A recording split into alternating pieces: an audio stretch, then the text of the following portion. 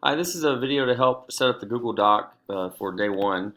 So if you take the file that Ryan sent and copy and paste it, so we're just going to see Control A and Control C, and then go here to the Google Doc and hit Control V. You'll have the document placed in a Google Doc, but we need to have it editable for students to be able to edit when they get the link to the file.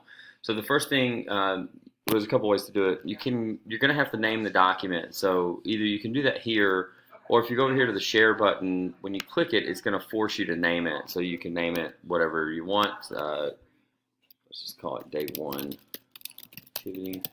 And then you can save it, and you'll notice that it changes the name here up at the top. From there, you can change the way that people that have the link to the document can either view it or edit it or just make comments, and we need to make it where they can edit it.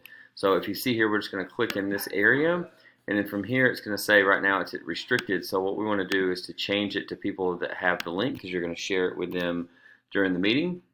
And then one more thing, you'll see that it says that they would just be a viewer, so they would actually only be able to see the document. They wouldn't actually be able to type anything in.